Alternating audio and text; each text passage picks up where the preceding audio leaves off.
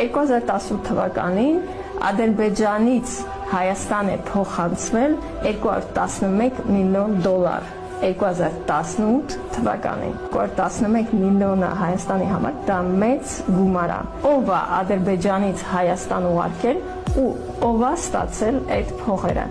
Այս տվյալները կան World Bank-ում, այսինքն World Bank-ը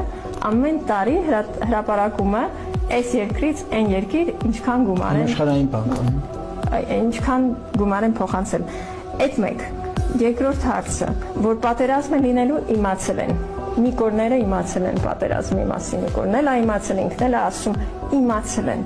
Ամսի 25-ին հստակ տեղեկություն ա եղել, որ պատերազմը սկսվելու։ Հիմա եթե դուք իմանաք, որ օրինակ 2 օրից ձեր տուն գողեր են մտնելու, ինչ կանեք։ Պարզ չի։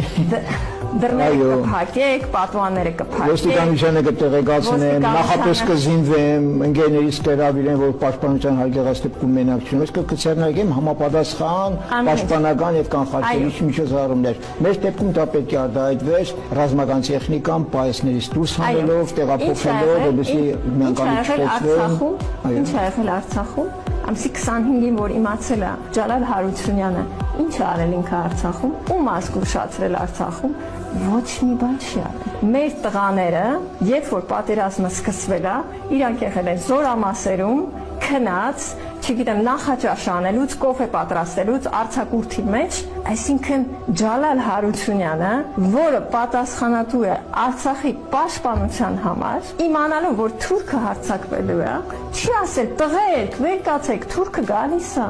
պատկերացնում եք, այսինքն դրանից ավելի ահավոր բան ինչ կարա լինի, եթե դու գիտես, որ քո վրա հարձակվում են, ու դու ոչ մի բան չես անում, դու դավաճան ես, դավաճան չես, զենքի մեծ մասը, ահավոր մեծ մաս զենքի եղել է պահեսներում, պահեսներից չեն հանել, ինչի չեն հանել պահեսներից, եթե դու գիտես, որ գողը գալու է քո տուն, դու մի հատ գոնե դուբինկա հանում ես, որ այդ գողի գլխին տաս, ինչի չեն հանել հակաօդայինը, այդ ամբողջ մեր զենքը, ինչի է թուրքը հենց առաջի օրվանից օրերի ընթացքում այդ